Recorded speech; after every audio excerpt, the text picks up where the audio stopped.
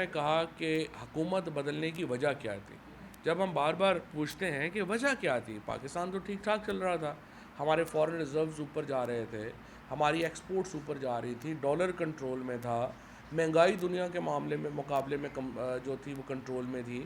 اس کے بعد پاکستان میں صنعت گرو کر رہی تھی، نوکریاں مل رہی تھیں، 5.5 ملین 55 لاکھ نوکریاں پی ٹی آئی کی حکومت نے 3.5 سال میں جو ہے وہ جنریٹ کی. تو پھر وجہ کیا تھی حکومت بدلنے کی؟ اس کے لیے میں خرم دستگیر صاحب کا شکریہ ادا کرتا ہوں، جنہوں نے بڑے واضح الفاظ میں ایڈمیشن کیا اور لوگوں کو بتایا کہ وجہ کیا تھی حکومت بدلنے کی. انہوں نے کہا کہ وجہ یہ تھی کہ اگر عمران خان رہ جاتے تو وہ 100 نیا جج نیب میں لگا رہے تھے، ہمارے کیسز جو ہیں وہ کنکلوڈ ہو جاتے اور ساری لیڈرشپ ہماری ڈسکوالیفائی ہو جاتی. اور یہ اکاؤنٹیبلٹی سے بچنے کے لیے ہم نے اس حکومت کو سازش کر کے باہر نکالا. یہ میں نہیں کہہ رہا، یہ خرم دستگیر کہہ رہے ہیں جو کہ بڑے سینئر وزیر ہیں اس حکومت کے. اس سے پہلے ہم نے سپریم کورٹ کو صدر مملکت نے، وزیر اعظم نے، اسپیکر نے ایک پورا خط لکھا اور کہا کہ آپ تحقیقات کرائیں کہ حکومت بدلنے کی وجہ کیا تھی اور حکومت بدلنے میں کیا کوئی بین الاقوامی سازش تھی یا نہیں تھی. بدقسمتی سے ابھی تک اس کے اوپر عمل درآمد نہیں ہوا اور نہ ہی چیف جسٹس صاحب یہ مناسب سمجھ رہے ہیں کہ وہ وجوہات رکھیں ہمارے سامنے، کیونکہ دیکھیں صدر مملکت نے ان کو خط لکھا ہے. کوئی عام کسی وہ ایسا تو نہیں ہے کہ جس کو وہ اس طرح نظر انداز کر کے آگے چلنا چاہتے ہیں. ہر ادارے کا ایک اپنا مقام ہے. صدر مملکت پاکستان کی ریاست کو ریپرزینٹ کرتے ہیں اور جب وہ چیف جسٹس پاکستان کو کچھ کہہ رہے ہیں، بڑا نامناسب ہے سپریم کورٹ کے لیے کہ وہ اس طرح سے اس کو نظر انداز کرے. بہرحال ہمیں امید رکھنی چاہیے کہ اس کے اوپر بھی بات جو ہے وہ آگے بڑھے گی. تو ہم پوچھ رہے تھے وجہ کیا ہے.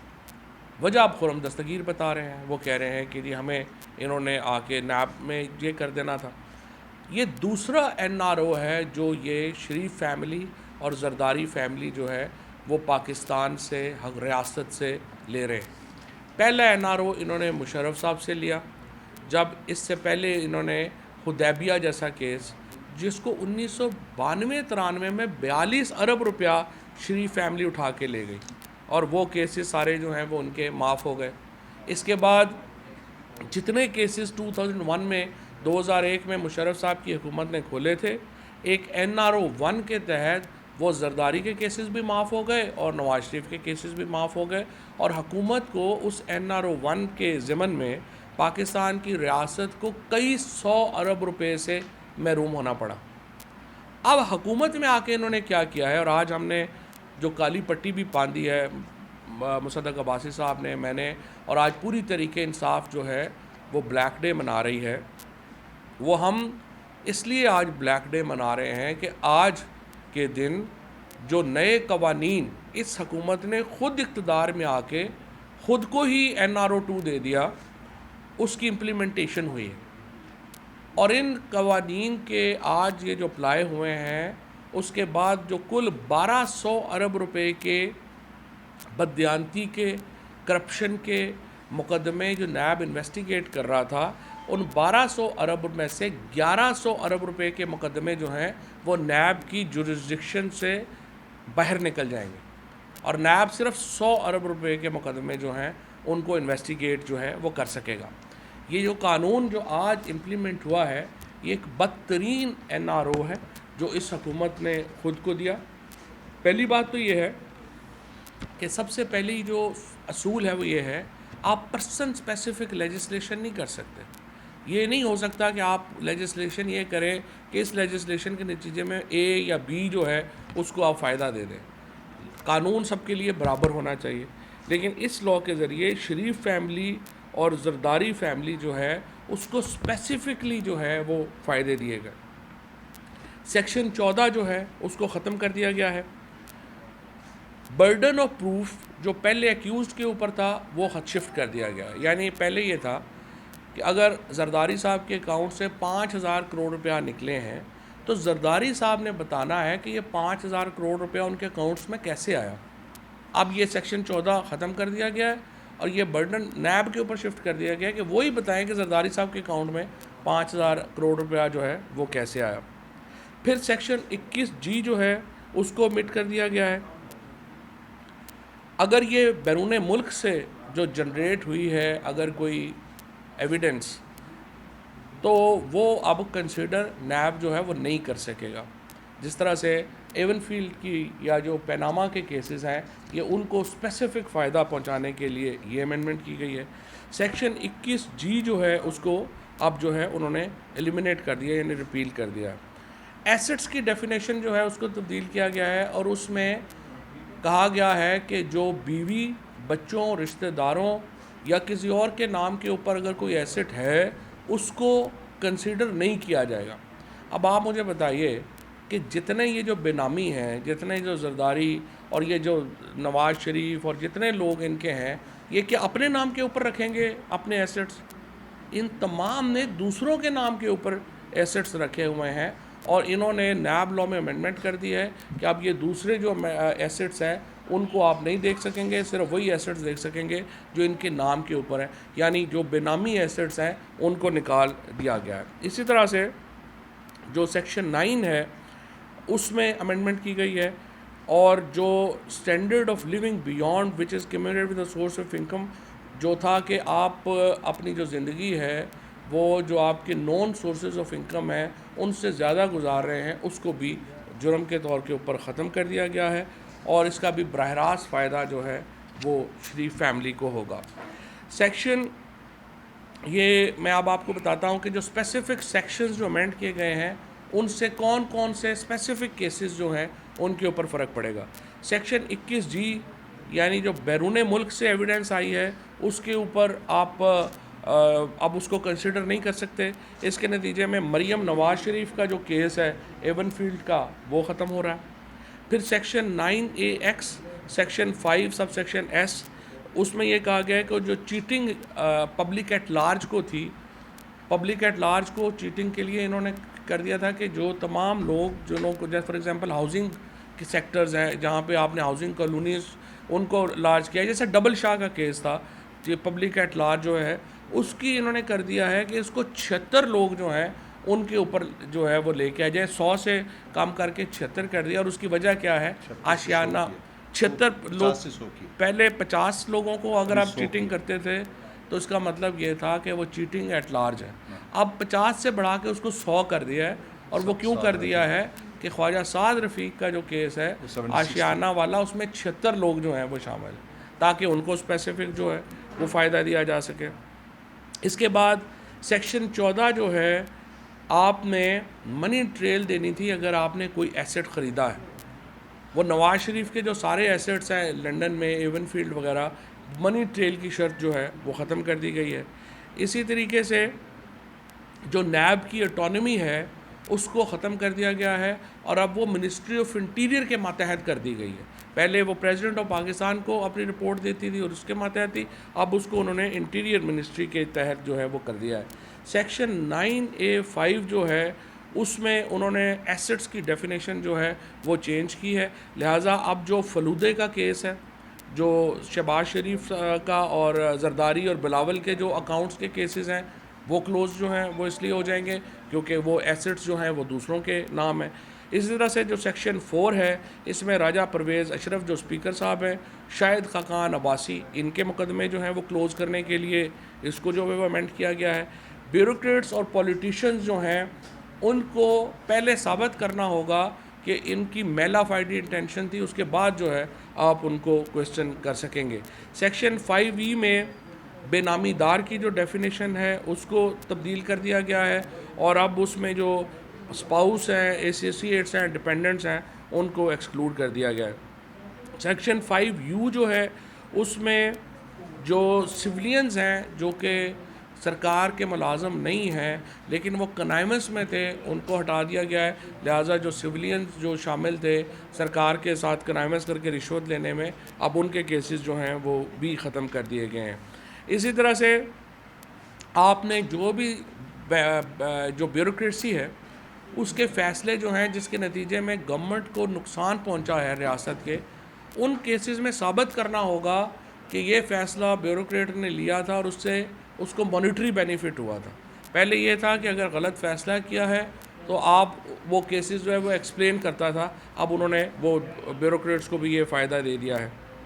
اسی طرح سے سیکشن 18C جو ہے اس کو چینج کر دیا گیا ہے اور کر دیا ہے کہ جی اب جو FIR ہے وہ نہیں کر سکے گا نیب، اور پہلے اس کو انکوائری رپورٹ جو ہے وہ دینی پڑے گی اور کورٹ میں وہ لے کے جائیں گے اور وہ پروسیس جو ہے وہ ہوگا۔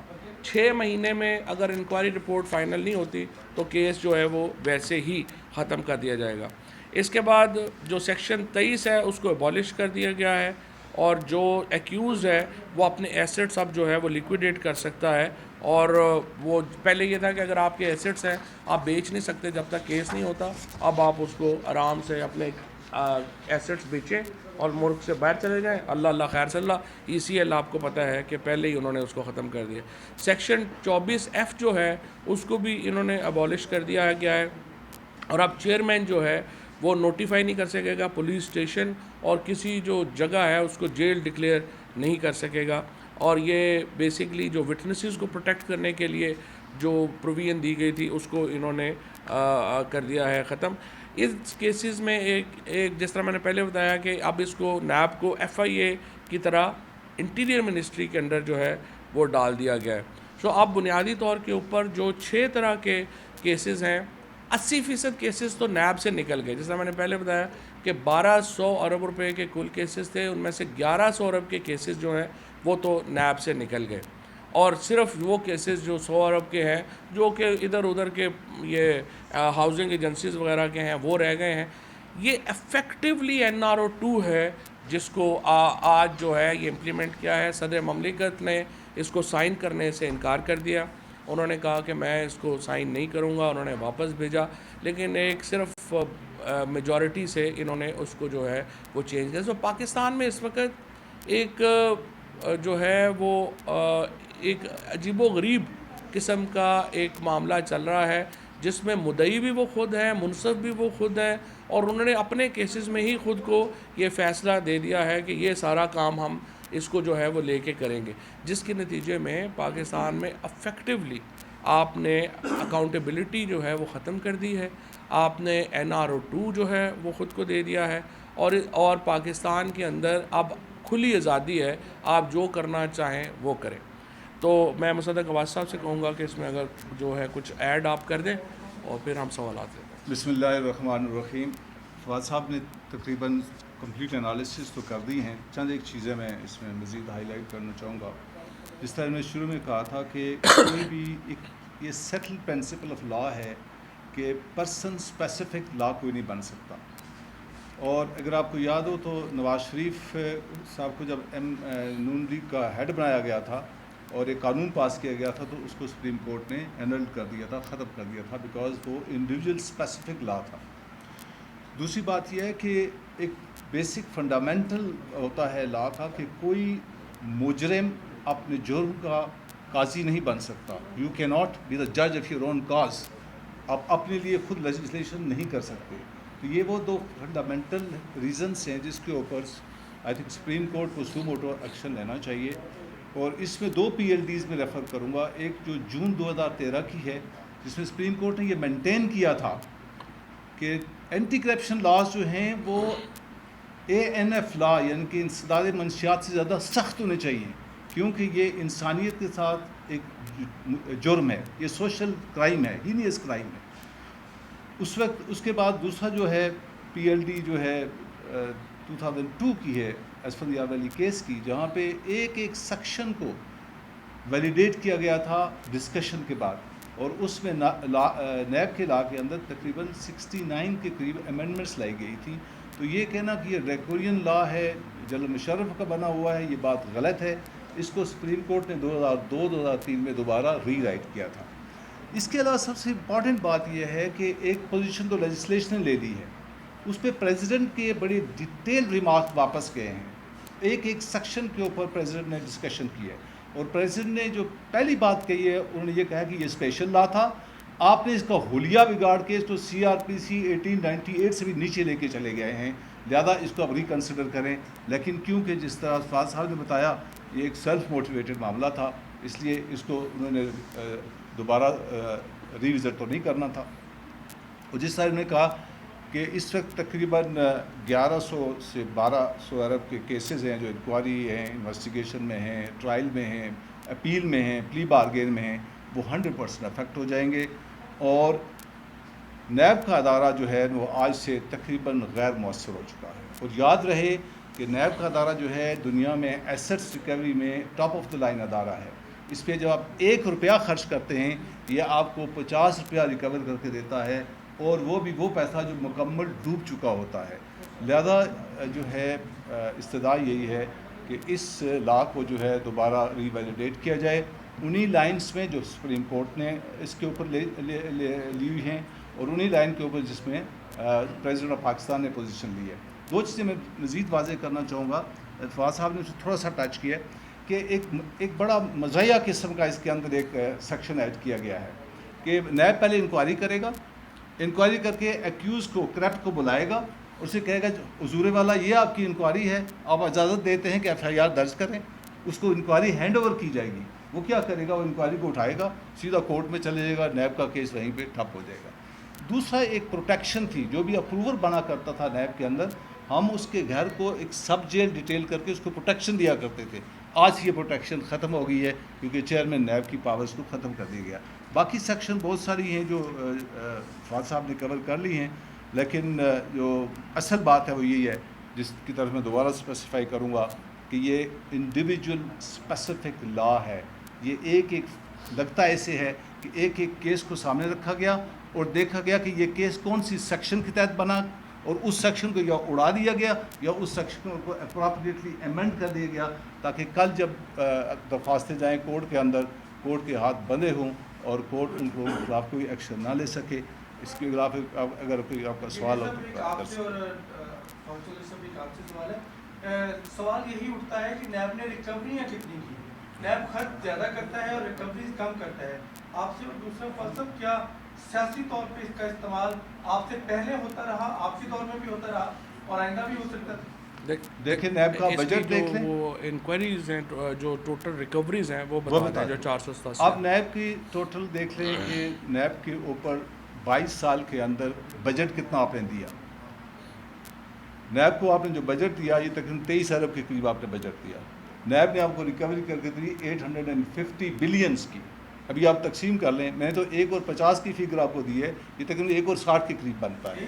تو اگر آپ نیب کا بجٹ دیکھیں 22 سال ٹوٹل بجٹ 23 ارب روپے کا ہے, ریکوری 850 ارب کی ہے. اور اس میں ایک چیز اور سر میں آپ کو بتا دوں کہ اس کی جو ہاف ریکوری ہے یعنی 487 ارب روپے وہ پی ٹی آئی کے 3 سال کے دور میں ہوئی ہے.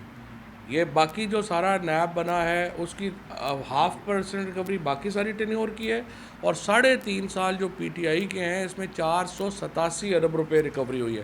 ابھی بھی 1200 ارب روپے کے کیسز نیب میں ہیں. یہ جو پیٹرولیم کی ٹوٹل سبسڈی ہے یہ تو 200 ارب روپے کی تھی.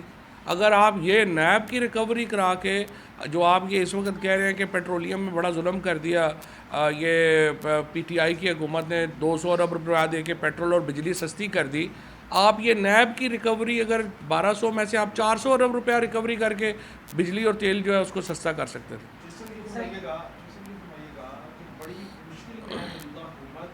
وزیر اعظم صاحب اور اپوزیشن لیڈر کے درمیان ڈیڈ لاک ہو گیا ہے, چیئرمین نیب جو ہے وہ منتخب تو نہیں, ان کا فیصلہ ہو پا رہا, کیا کہیں گے؟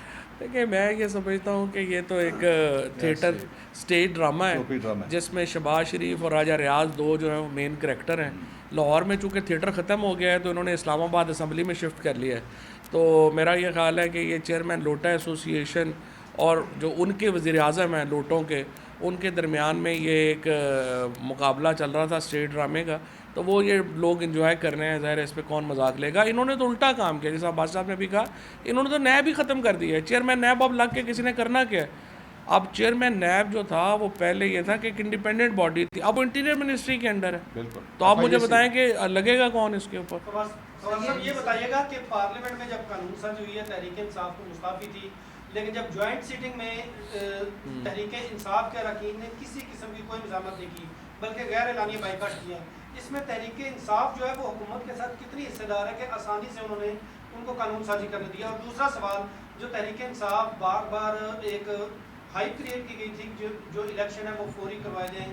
ابھی تحریک انصاف کی جانب سے لانگ مارچ کیا گیا, دوبارہ اعلان کیا گیا, وہ دوبارہ لانگ مارچ کب ہونے جا رہا ہے؟ دیکھیے بات یہ ہے کہ ہم نے تو 3.5 سال اس کو رزسٹ کیا ہے, اور فیٹف کا جو قانون تھا اس وقت بھی آپ کو یاد ہو, اب تو میں حیران ہوں, حنا ربانی کھر جو ہے ان کو شرم بھی نہیں آتی کہ وہ اس کے اوپر پریس کانفرنس کرتی ہیں اور کلیم کرتی ہیں. یہ حنا ربانی کھر, بلاول بھٹو اور یہ سارے لوگ وہ تھے جو فیٹف کے قانون سے بائیکاٹ کر گئے تھے اس بات کے اوپر کہ نہیں پہلے آپ نیب کے قانون میں ہمیں جو ہے وہ دیں, اور اب بیٹھ کے یہ بے شرم لوگ جو ہیں وہ اس کا کریڈٹ لیتے ہیں. یہ جو آپ بات کر رہے ہیں کہ ہمیں رجسٹ کرنا چاہیے تھا, دیکھیں ہمارا فیصلہ ہے, ہم اس اسمبلی سے, اس مقبوضہ اسمبلی کے ممبر نہیں بن سکتے. یہ جو ہی ہمیں موقع ملے گا ہم یہ ساری لیجسلیشنز ریورس کریں گے انشاءاللہ تعالی. یہ اس وقت اس اسمبلی میں بیٹھ کے ہم کیا لوگوں کو بتائیں کہ وہ یزید سے بھی مراسم, حسین کو بھی سلام.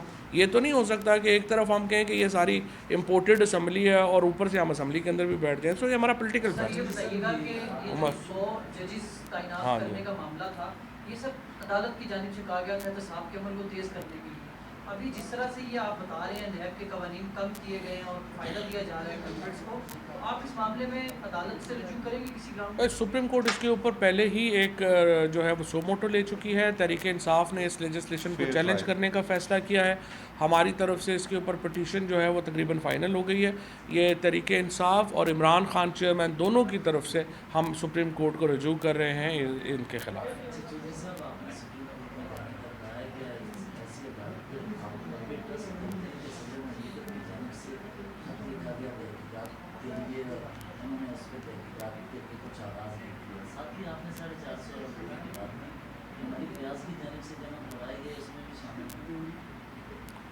جو $150 ملین مرک ریاض صاحب کا جو آیا ہے وہ نیب کا نہیں ہے. وہ جو آیا تھا وہ آیا ہے یہ ایسٹس ریکوری یونٹ کو, اور وہ اس کا تعلق جو ہے وہ اس نیب کی ریکوری سے اس کا تعلق.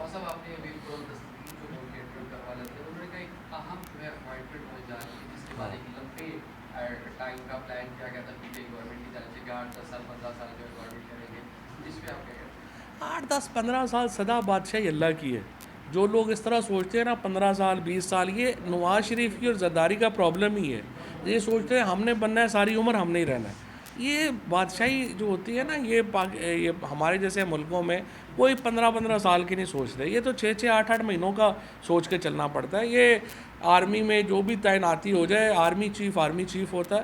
اس کو کنٹروورشل کرنا ہے ہی میں سمجھتا ہوں کہ زیادتی کی بات ہے, اور نون لیگ نے ہمیشہ یہ کیا ہے, اس سے کوئی فرق نہیں پڑنا تھا.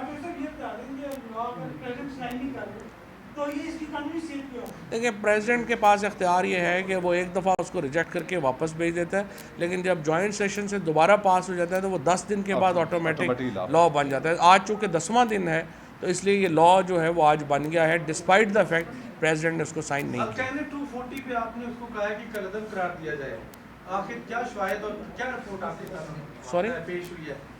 ہاں NA-240 کے اوپر تو جو کراچی کی ہماری تنظیم ہے اور سندھ کی جو تنظیم ہے انہوں نے پرائم منسٹر صاحب کو, خان صاحب کو, چیئرمین PTI کو یہ رپورٹ دی ہے کہ وہاں پہ 10% سے بھی کم پولنگ ہوئی ہے. خواتین کی پولنگ جو ہے وہ تقریباً 5% رہی ہے.